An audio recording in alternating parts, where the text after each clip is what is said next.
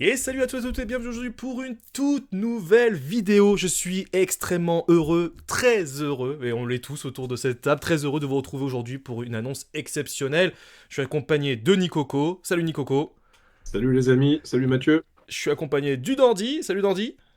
Hello à Le tous. grand gagnant du tournoi qui s'est passé il y a maintenant quelques jours de ça sur la chaîne de Keta. Donc félicitations à toi pour cette grande victoire. Moi Félicitations à j'aurais dit toi. félicitations à Entre Jeux Studio parce que c'est cette équipe qui a Qui a gagné. gagné, exactement. Et je suis accompagné de Ketal qui était aux commandes de ce tournoi, qui a tout piloté. Comment vas-tu?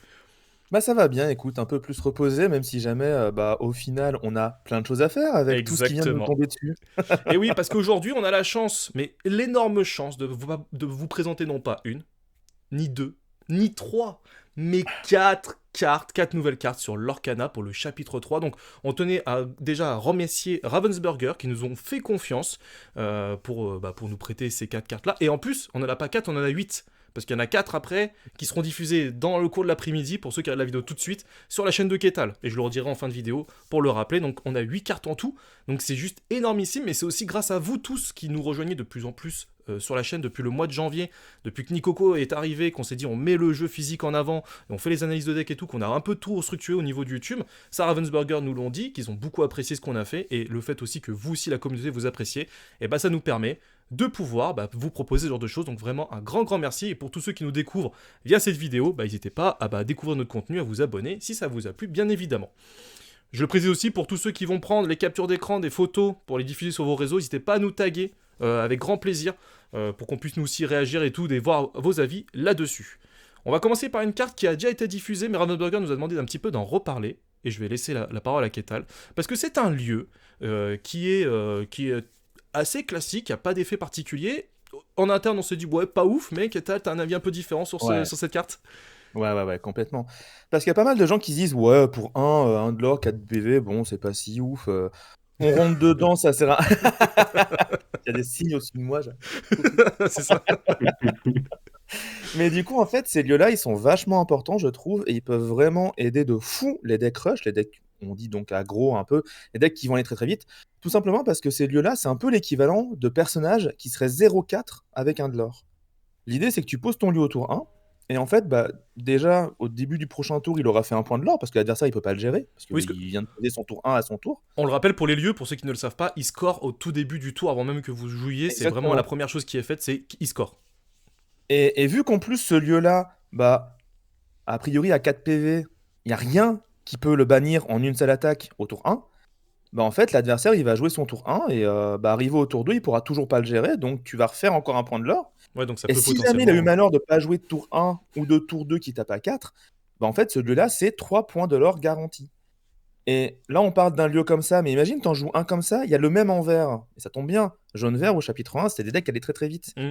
Donc, si jamais tour 1, tu poses un lieu comme ça, et qu'au tour 2, t'en poses 2 de plus, Ah il y a après pour. 12 PV à table qui font C'est du ça. lore, C'est je te ça. jure que ça va très très vite. En plus, c'est une Et commune, donc en plus de ça, c'est pas non plus ah ouais. quelque chose qui peut coûter cher sur des decks entre guillemets accessibles au cost. Donc.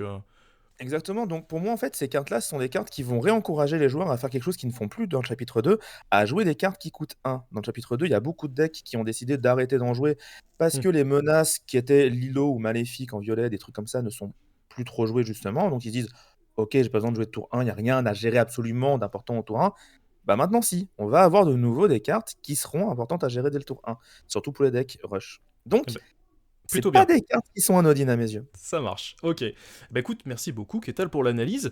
Est-ce que Dandy et Nico voulaient rajouter quelque chose ou on peut passer à ce que les gens attendent, parce que vous êtes en première pour ceux qui suivent la vidéo au départ, et là je les vois dans les commentaires où les gens ils sont en train de dire mais bougez-vous, parce qu'on s'en fout. Allez plus vite, s'il vous plaît. Imaginez, on l'a déjà vu. Non mais Ketal a une bonne analyse, c'est vrai qu'une 0-4 qui fait un de l'or c'est toujours très bien au tour 1, ça veut dire que c'est 2 de l'or garanti, potentiellement 3. Et après, plus le temps passe, plus tu as envie de gérer les personnages et pas une carte qui fait entre guillemets rien comme un lieu, donc ça veut dire qu'il peut rester potentiellement encore plus longtemps. Mais Ouais. à voir ce que les lieux vont apporter dans le jeu. Dans le jeu, oui, tout à fait. Exactement, ça marche. Écoute, pas de. Non, c'est bon, J'avais j'enchaîne. hésité à dire juste qu'en effet, c'est clairement un lieu où on va pas jouer sur les mécaniques de lieu, pour le coup. Ils font rien quand on rentre dedans, Oui. ils coûtent peu cher, ils ont qu'un de l'or, ils ont pas beaucoup de points de vie.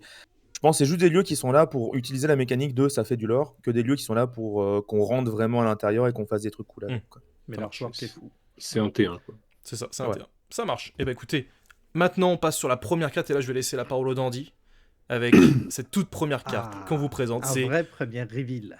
Monsieur Mouche qui rejoint. Alors dis-nous tout, Dandy, sur ce personnage, s'il te plaît. Donc Monsieur Mouche, une 3-3 pour 2 ancrable. Donc déjà, c'est ancrable, c'est très bien. 3-3 pour 2, ça n'existe pas, donc c'est très très bien. Ça prend les autres T2 en 2-3, sans... et en restant sur le board. Mais surtout, son effet est intéressant parce qu'il va encourager... Oui, à part les 3-2, c'est vrai qu'il y a des 3-2. Il y a Madame Im Serpent, pardon. Ouais, il y a aussi Madame Mime Serpent. C'est la deuxième. Et donc son effet est assez intéressant puisqu'il implique de jouer des capitaines crochets pour le potentialiser. À la fin de votre tour, si Monsieur Mouche est épuisé et que vous n'avez pas de personnage capitaine en jeu, donc il y a plein de capitaines, hein, c'est pas que crochet, on doit lui infliger un dégât. Donc ça veut dire que c'est une carte qui est forte mais qui est dépendante d'un start optimal. Donc avec le petit capitaine Qui est crochet crochet en en 1, 1 là. par exemple. La c'est le carte de truc le plus Nikoko. évident. C'est ça. C'est le Toujours, truc la plus belle, hein. évident. Mais ce qui est bien, c'est que Monsieur Mouche, il a quand même 2 de l'or et il est résistant. Donc ça pourrait orienter vers des match-up plus orientés rush en gris, ce qui pour l'instant n'est pas vraiment le cas. Et c'est une belle ouverture vers un nouveau type de gameplay, je pense. Ça marche. Alors, je la diffuse en anglais pour ceux qui le veulent. C'est Dandy qui nous a traduit ça très rapidement dans le live. On pense aussi en anglophone parce que je voulais que Dandy, moi, fasse ses explications en français, puis après derrière les traduire en anglais. Mais je me suis dit, ça va rallonger la vidéo, donc voilà. On diffuse aussi la carte en anglais. Est-ce que Ketal ou Nico, vous avez quelque chose à rajouter ou pas sur ce personnage qui me semble, moi personnellement, je le trouve plutôt bien. Moi, j'aime bien l'art. Oui, bah, la carte, elle est jolie, mais c'est un peu situationnel, quoi. C'est les capitaines. En même temps, c'est important, parce que Dandy l'a dit, c'est capitaine, c'est pas que capitaine Crochet. C'est ça. Parce que quand on la lit comme ça, moi, le premier, je dis, capitaine Crochet, ouais. Mais non, il y a plusieurs capitaines. Oui. Et John voir. Silver notamment. Tout à fait. Donc, bon. Bah, écoute, plutôt sympa. On passe au deuxième reveal, à part si Ketal voulait rajouter quelque chose. Ouais, je voulais rajouter un truc, c'est que justement, j'ai l'impression qu'en fait, dans ce chapitre-là, vu que c'est un truc qui est vraiment les terres d'Ankh, c'est vachement orienté aventure, exploration, etc. J'ai l'impression qu'il y aura en fait plusieurs capitaines et peut-être qu'il y a d'autres cartes capitaines qui vont sortir qui permettront de vraiment jouer là-dessus. On se souvient qu'il y a Monsieur Starkey qui joue déjà sur le fait d'avoir un capitaine dans son deck. Personne ne se souvient de cette carte, mais c'est une carte acier du chapitre 1 La qui seule en carte. gros a un petit bonus si tu as un capitaine en jeu. Là, peut-être qu'on va avoir des decks capitaines avec beaucoup de capitaines et beaucoup de cartes qui en profitent dans le chapitre 3. Ça peut devenir peut-être un archétype intéressant à voir. Ça marche. Deuxième reveal. Cette fois-ci, ça va être pour toi, Ketal. Ça va être Monsieur Petit Jean. Petit Jean. Petit Jean, qu'est-ce que j'aime Robin des Bois, c'est mon deuxième ou troisième Disney préféré avec Basile, le premier étant le Roi Lion évidemment. Donc Petit Jean pour 3, 2, 4 remparts. Au niveau des stats, ça paraît intéressant pour 3, 2, 4 remparts. 1 de l'or. Durant votre tour, ce personnage gagne insaisissable. Et là déjà on a un petit souci, c'est que quand on a rempart, on préfère plutôt partir à l'aventure. Alors que durant nos tours, gagner insaisissable, ça veut dire qu'on préfère aller attaquer, qu'on préfère aller défier. Sauf qu'il n'a pas vraiment les bonnes statistiques pour ça. Non. Donc la capacité déguisée est pas folle. Après, ça reste un nouveau personnage rempart. On voit qu'il commence à y en avoir beaucoup en gris des personnages remparts. On sait que le tabard du mousquetaire existe pour essayer de faire piocher avec les personnages pour rempart. Peut-être finalement des decks avec que des persos remparts qui vont commencer à voir le jour en mode dès qu'il y en a un qui part, je pioche une carte avec le tabard, il y a des trucs intéressants à faire. Mais là, tel quel, il me vend pas trop du rêve. Voilà, à force de mettre des remparts, en fait, c'est un truc général dans l'Arcana ou même les jeux de cartes, c'est qu'à force de mettre des choses pour une mécanique, pour faire des synergies, il y a un moment où il y en a assez pour que la synergie elle explose et qu'elle devienne super forte. Ici, on a peut-être une carte qui un jour sera jouée juste parce qu'elle est rempart avec des stats corrects. Ok, dans mais des pour decks. l'instant... Ok, ça marche. Nico, quelque chose de plus à rajouter? Le petit côté sympa, c'était qu'elle pouvait, elle est insaisissable quand tu joues, mais c'est que 2. Elle aurait eu 3 d'attaque, ça aurait été Ouais, très plus fort. intéressant, ouais. Tu as 2, raison, c'est un peu léger, quoi. Ouais. 2, C'est tu un vas problème. chercher quoi en insaisissable? Tous les counters insaisissables, donc les fidgets. Ouais, tu vois, autres. ouais, mais voilà, les parce qu'après, Peter Pan. c'est mini, elle est à 3. Mini, ouais, c'est ça, Ouais, mini c'est 3, ça. ouais. C'est ça, en fait. T'es un peu Pour être léger, quoi. impactant, il faudrait qu'il ait 3 d'attaque, clairement. Tout à fait. Bah, peut-être qu'un jour, il y aura peut-être la possibilité les personnages storyboard ou alliés de donner plus 1 d'attaque. T'es un peu comme un monsieur, j'allais dire, le grand-duc qui donne plus 1 d'attaque aux princesses. Tu peux peut-être tomber sur sur ça. T'as mais- déjà des objets, hein. T'as Oui. des objets, t'as des sorts, t'as plein de choses qui pourraient compenser, mais ça veut dire que tu vas J'ai- mettre des cartes sous-optimales pour transformer une carte en quelque chose d'à peu Ouais, près c'est ça. correct. Ouais, c'est ça. Un J'ai failli objet penser qui. à Mickey. Pardon, vas-y. Non, vas-y. J'allais juste dire, j'ai failli penser à Mickey Mousquetaire en fait, qui donne plus 1, mais qu'au Mousquetaire et pas juste au Mhm. personnage qui rempart. C'est dommage. Ah ouais. Ça. Tu voulais Parce dire. que si t'as un jour un objet qui te buffe tes remparts, par exemple. Oui. Ce serait super. Ça pourrait arriver. Ouais. Mais à mon avis, ils vont plus buffer les PV des remparts que Oui, l'attaque. ça me paraît c'est plus pas logique. C'est pas faux. Bah, quoique non, pas forcément, parce qu'un rempart, t'es obligé d'aller l'attaquer. Donc, si t'as des grosses. Même si t'as pas beaucoup de points de vie, mais que t'as des grosses attaques, ça permet de C'est pouvoir embêtant, un peu clean aussi ce qui t'attaque en face, quoi. Enfin, ça dépend après de ton style de jeu, de ce qu'il y a en face. Mais parce qu'on a pu voir qu'il y a des cartes, des grosses cartes qui sont sorties avec 6 d'attaque et 2 de défense. Bon, bah, là, lui, il peut le faire, mais tu peux aussi avoir d'autres grosses cartes comme Maui qui a 6-5 qui a charge. Bah, si t'as beaucoup d'attaques, tu peux aussi le. Non, mais voilà, c'est. Non mais Maui quoi. Bah oui, non, mais. Voilà, c'est un exemple. Ok, troisième carte, troisième reveal, et celle-ci, c'est l'une de mes reveals préférées là sur les 4. Vraiment, je me suis dit qu'il y avait vraiment quelque chose de très intéressant à faire, et pour moi, qui sera un indispensable pour tous les decks objets, c'est Géo trouve tout, qui est 1 d'attaque pour 4 de défense, qui est 3 ancrable, ce qui est plutôt bien. Et en fait, quand on l'incline, on peut remettre une carte objet de votre défausse sur le dessus de votre pioche. Et donc ça peut amener à énormément, avec Flavor Sham par exemple, à énormément de combos qui peuvent vraiment être super intéressants pour avoir beaucoup de pioches et pour pouvoir faire des enchaînements assez stylés. Tu peux très bien prendre une bêtise, mettez un bonbon ou une sucette, j'ai perdu la carte, la glace à l'eau. Glace à La l'eau. glace à La, l'eau, la glace à l'eau, bah, tu la remets dessus, donc tu es sûr d'avoir au moins ça qui va te permettre de piocher. Donc si tu as une autre carte qui te permet de piocher, tu peux avoir cette carte là pour avoir après plus de cartes en main. Enfin, tu peux vraiment aller, ça peut aller vraiment très très vite. Je trouve que Géo trouve tout. En plus, c'est une rare, donc pas non plus inaccessible dans les boosters. Pour moi, en tant que joueur de deck objet, je trouve que cette carte là rentrera automatiquement dans mon deck. Je la trouve vraiment très très forte. J'ai noté, Mathieu. Je suis entièrement d'accord. hein. C'est noté. C'est noté. Très bonne présentation, et surtout qu'on a vu avec le chapitre 3 une explosion du nombre d'objets, et notamment côté Bleu. Saphir. Donc ça veut dire qu'on a potentiellement un deck objet qui va devenir une évidence à un moment. Très C'est ça. fort. je pense, ouais. Je parlais juste avant des mécaniques où à force d'en mettre plein de synergies, ça explose. C'est un truc que j'avais dit dans les vidéos, typiquement en parlant de toutes les mécaniques liées aux objets qu'ils sont en train de mettre, avec Audrey Ramirez qui permet aussi de redresser les objets, avec Picsou qui permet d'en jouer gratuitement. Il y a plein de trucs comme ça qui commencent à donner des avantages aux objets, donc tu vas peut-être même pouvoir un jour jouer full bleu, full objet, Que objet. faire des decks incroyables. À savoir que je retrouve tout en plus, ce qui est vachement bien, c'est qu'il peut soit remplacer, soit accompagner Nick Wild pour récupérer les glaces à l'eau. Et Ouais. l'avantage de mettre la glace à l'eau au-dessus de ton deck, c'est que le tour d'après, tu vas la piocher, tu vas la jouer pour 1, et tu vas piocher une autre carte. Donc au final, ça te pourrit même pas tant que ça ta pioche. Tu vas quand même piocher une carte derrière. Donc vraiment, non, super intéressant. Tamatoa, Ariel, on vous attend quoi. Let's Ouais, go. c'est exactement ça. Voilà. Ils font tout pour, là. Ah ouais. On va carrément. revenir avec les Là, leaders, ce c'est sûr. chapitre, c'est incroyable, quoi. Il y a que des cartes qui combattent, qui synergisent, objets, je vais chercher. Il y en Clairement. avait déjà eu beaucoup chapitre 2, mais là, chapitre 3, c'est...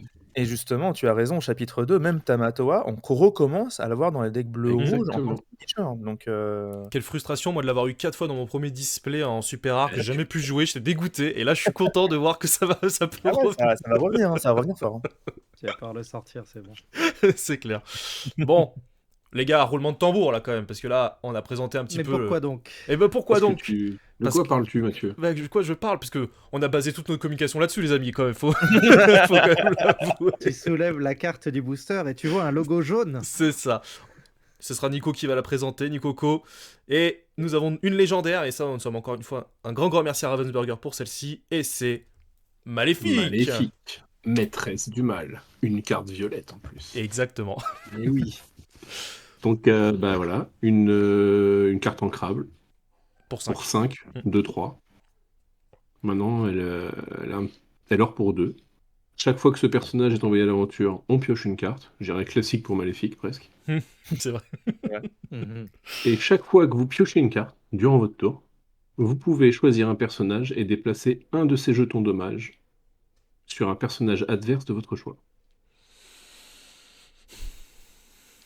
Ouais. Ouais. Là, comme ça, Ah, Si seulement elle avait 4 de vie.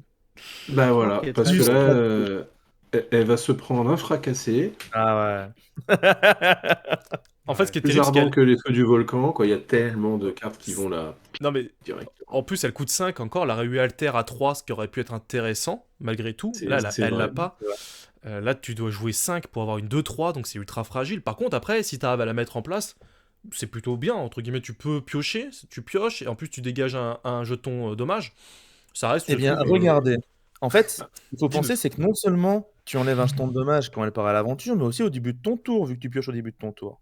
Ah Donc, à chaque oui. tour, Oui. elle va soigner 2 dégâts de tes personnages pour en mettre 2 en face. Important à noter, même si je pense que c'est pas super synergique, c'est que le fait d'enlever les dégâts, ça fonctionne avec les cartes comme Grand Pabi et la réponse Alter, c'est du soin en fait, tu retires des jetons de dégâts. Ok. Donc ça peut faire gagner du lore ou faire piocher. C'est Hmm. Donc ouais. intéressant à savoir, mais pas opti. Pour moi, ce qui peut la rendre intéressante, on en parlait il y a 2 secondes, il y a quand même beaucoup de remparts en acier. Et assez violet, moi, c'est 2 couleurs que j'aime beaucoup.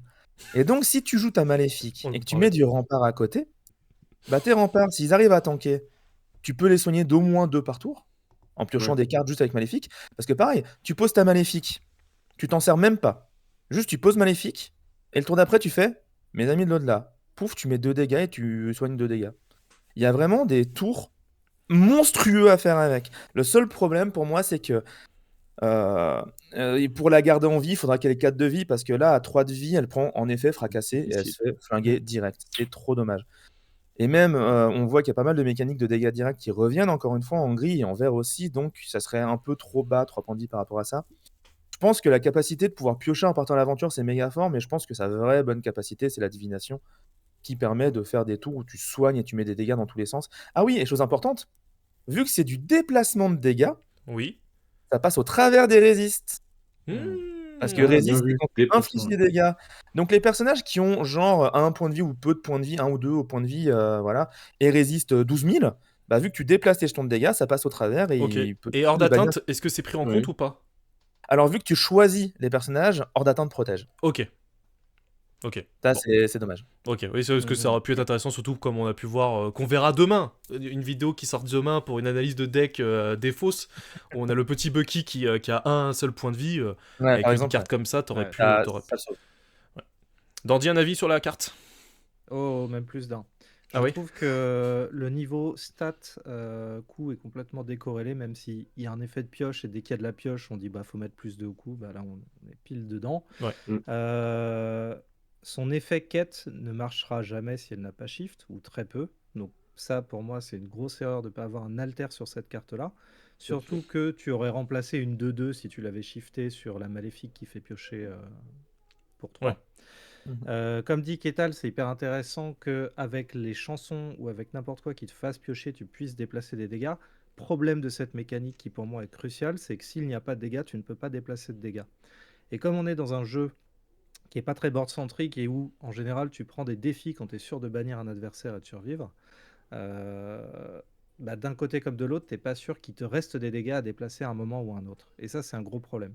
Si tu infligeais un dégât, ce serait très différent que si tu le déplaçais. Oui, Après, clairement. certes, c'est bien contre les résistances, et ça pourrait très bien comboter avec du gris pour Parce que toute la partie rempart et bodyguard. ce qui est Mais marrant, c'est ça- c'est ce qu'on Et parlait. aussi, Attends, enfin, c'est qu'on en oui, parlait avec vas-y, Nico non, vas-y, juste vas-y. avant, c'est que t'avais gris acier, enfin gris acier n'importe quoi, acier et améthyste, qui n'ont jamais, il y a jamais eu de deck Si, mais c'était non, mais meule et qui ça performe, je veux marchait une dire. fois Et, sur deux, mais ouais. alors pourtant que les deux couleurs, indépendamment d'elles, elles sont super fortes, mais les deux ensemble n'ont jamais marché, donc peut-être que là, avec d'autres cartes, ça pourrait peut-être essayer, je sais pas si...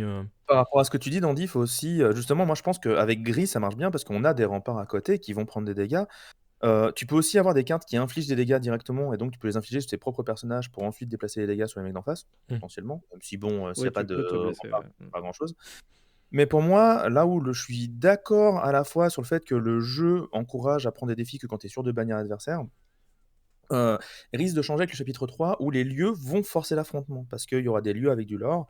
Tu vas être obligé d'aller les taper sinon ils vont faire trop de lore, donc d'incliner tes personnages et donc de te mettre en danger. Et là, à ce moment-là, si l'adversaire il commence à avoir des personnages inclinés, toi tu peux essayer de faire des trades, même pas forcément pour finir avec ton trade, mais juste pour blesser tes personnages. Et avec la mécanique du violet qu'on est en train de voir entre Maléfique, l'événement, l'action qui fait ça, je sais plus le nom par contre, ou même Mamaudi, un nom comme ça. Il y a Ouais. vraiment cette mécanique de déplacer des dégâts qui devient intéressante. Et du coup, ça peut devenir sympathique pour essayer aussi de gérer les personnages qui sont encore debout chez l'adversaire et qui n'ont pas encore fait quoi que ce soit. Mais je pense qu'ils auraient pu au moins rajouter les lieux dans l'effet de la divination. Oui, Comme parce ça, que ça aurait là, fait c'est- un vrai package et pas Ouais, que ça aurait les été cool, je suis personnages. d'accord. Ouais, parce que là, c'est que sur un personnage adverse, c'est un Bon, peu dommage. voilà. Donc à défaut, si je la tire, je serais content. Ça me permettra de faire un poster Full HD de l'artwork que je trouve magnifique et qui mérite sa Complètement. version foil sur mon mur. Complètement. Elle, je vous le dis, hein, elle sera en enchanté. Oui, c'est sûr et certain, là, sa version enchantée. Elle est Parce qu'en trop général, belle, ils mettent une enchantée pour chaque légendaire de chaque couleur et une enchantée Ouais. pour un autre truc de chaque couleur. Ah oui. Vous Alors, pensez que c'est elle l'enchantée, Violette? Imaginez le Mickey trompettiste enchanté, ça me Ah, mais moi, il me fait rêver. Alors, on en a déjà parlé dans le Discord lyonnais, d'ailleurs, en dédicace. On a déjà eu des vannes là-dessus. Eh ben écoutez, merci à tous, on va terminer cette vidéo ici. On est encore une fois ultra content d'avoir pu avoir l'occasion de vous présenter ces cartes-là et d'avoir eu l'analyse un petit peu de tout le monde autour de la table. Donc vraiment un grand merci les gars d'avoir été présents pour découvrir ces cartes-là tous ensemble. Pour ceux qui nous ont découvert, franchement, n'hésitez pas à venir vous abonner, nous lâcher des petits pouces, des commentaires, nous dire ce que vous aimez, ce que vous n'aimez pas, pour qu'on puisse améliorer. On est en pleine reconstruction sur notre contenu. Et je le dis, pour ceux qui n'étaient pas là au début, il y a la suite des 4 prochaines cartes qu'on a eues, qui seront sur la chaîne de Ketal, qui vont arriver d'ici quelques heures au moment où la vidéo sort. Je crois que c'est vers 17h le jeudi. Donc n'hésitez pas à foncer directement sur sa chaîne juste après, pour être au courant de ces 4 nouvelles cartes qui sont, là aussi, sans vouloir trop spoil, plutôt sympa. On va pas se mentir, sont plutôt bien. Il y en a au moins une ou deux qui sont vraiment cool. C'est exactement ça. Bon, en tout cas, merci à tous. On se retrouve à très très vite pour de nouvelles aventures. D'ici là, portez-vous bien. Ciao tout le monde. À bientôt. Ciao.